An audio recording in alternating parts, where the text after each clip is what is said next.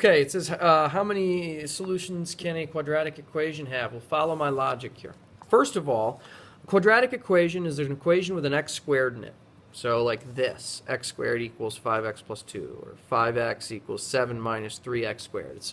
So it's like an equation with an x squared in it, as the highest degree, if you will. Okay, so first of all, this is what they're talking about. How many solutions can these things have?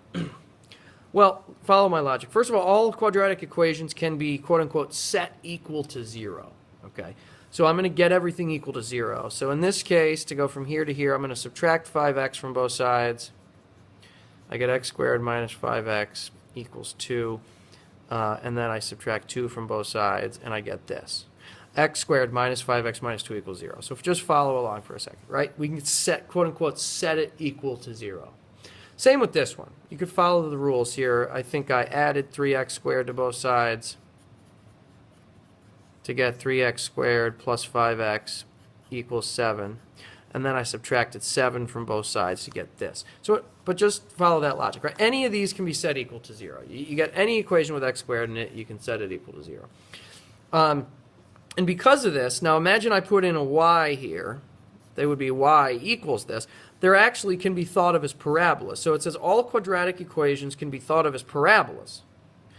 The solutions to the equations, right, are the x-intercepts of the parabolas. So any quadratic equation can be set equal to 0, and then if you think about a y being there, then this is really just a parabola, and by solving the equation set equal to 0, you're finding the x-intercepts of the parabola. Okay, so there we go. So we're there now.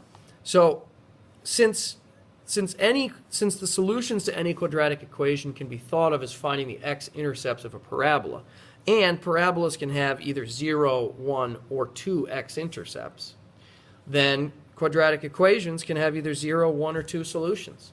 Let's look at cases where it has 2, 1, or 0. Here's one where that has 2 solutions. X squared plus 6x plus 8 equals 0. If you factor it, you get x plus 4 times x plus 2 equals 0. And the solutions are x equals negative 4 and x equals negative 2. The corresponding parabola, y equals x squared plus 6x plus 8, would have 2 x-intercepts. There it is. Here's one with 1. Quantity x minus 4 squared is equal to 0. If I take the square root of both sides, I get that x minus 4 is equal to the positive or negative version of 0, but that's just 0. And then I add 4 to both sides, and I get the only solution is x equals 4. And if you think about the graph of this, which is y is equal to, right? If you put a y here, y is equal to the quantity x minus 4 squared. That's just this graph. It's just shifted to the right 4 units. And how many x-intercepts does it have? 1. So there's an example of a quadratic equation with 1 solution. How about 0 solutions? Well, parabolas can indeed have no x-intercepts if they're hovering above the x-axis. So here's one, x squared plus 4. Right? That parabola is shifted up, right? 4 units, doesn't have any x-intercepts.